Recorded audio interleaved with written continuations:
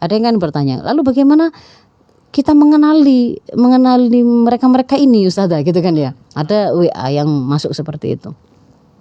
Kalau yang dimaksudkan oleh penanya ini itu adalah secara fisik, kita mau memastikan secara pasti 100%. Kalau kita temukan tanda ini berarti pasti dia homoseksual, itu tidak ada.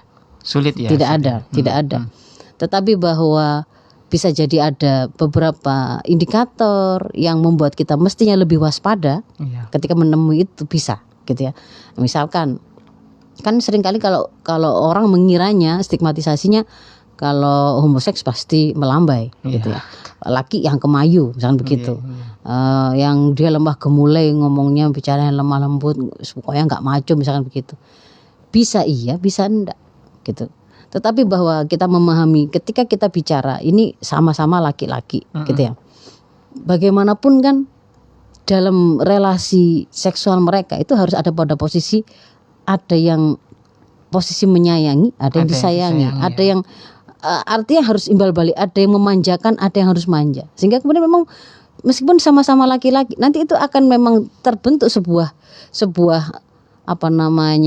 pola perilaku, berbicara, sikap yang tanpa mereka sadari gitu ya. Terutama ketika mereka ada dalam kondisi dengan pasangannya, salah satu pasti akan lebih seperti cewek manja, gitu, manja, lebih kemayu, lebih ya begitu. Saya satu lebih ke arah maco begitu ya. Jadi kalau kemudian misalkan bisa jadi ada cowok-cowok yang kemayu, yang melambai, ya bisa jadi. Yang dalam kalimat-kalimat itu kemudian ya itu manja, yang itu enggak lazimnya begitu kan ya. Nah, tapi juga benar bisa juga kita dapati dari sini bahwa ketika ini misalkan cowok gitu ya.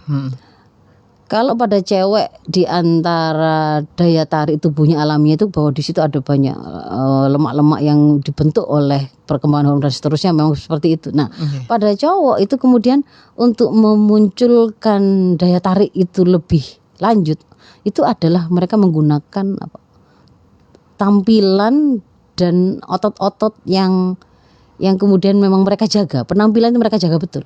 Ya, misalkan otot-ototnya itu seperti itu, kalau pada perempuan itu seperti bagian-bagian tubuh yang menarik. Nah, kalau mereka itu membesarkan otot yang membentuk ototnya, dadanya six pack, perutnya yang six pack, dadanya bidang, wajah yang kelihatan bersih kan gitu ya.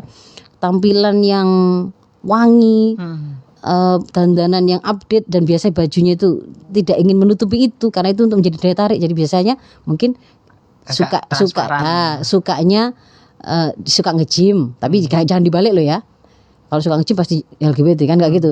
Tapi mereka karena perlu ada itu tadi loh, menjaga daya tarik itu kan lewat begitu. Jadi mereka biasanya nge-gym, dan itu juga di antara tempat-tempat atau sentra.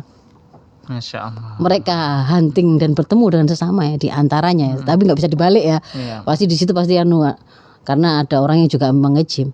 Nah, mereka suka nge-gym. Kalau kemudian mereka pakai baju, mereka pilih baju yang ketat, yang kalau kemeja yang slim fit istilahnya kalau hari ini. Kalau celana juga celana yang stretch, yang nempel.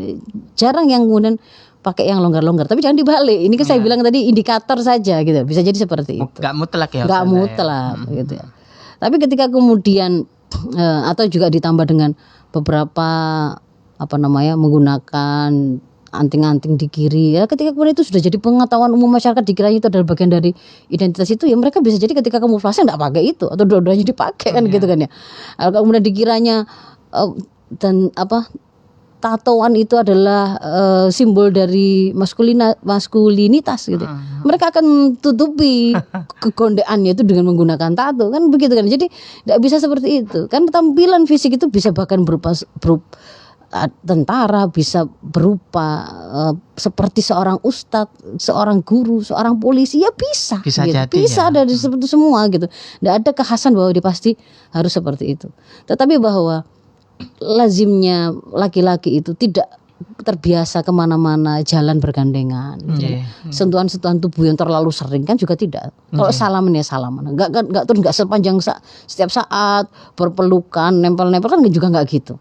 Tapi kalau kemudian kita menemukan ada kok cowok misalkan boncengan di motor kok memeluk erat dari belakang, atau sesekali ketahuan memeluk teman laki-lakinya dari belakang, itu tuh bukan bahasa tubuh laki-laki yang normal. Nah, kan begitu kan ya. Sama dengan kalau kemudian cewek itu memang, kalau cewek lebih susah lagi untuk melihatnya gitu, karena lebih ya. Baik. Kalau mereka itu biasa berpelukan, berciuman untuk kemudian ketika salam dan seterusnya. Tapi ketika kemudian sentuhan-sentuhan tubuhnya itu sudah mulai terlalu lebay, nah itu juga harus waspada.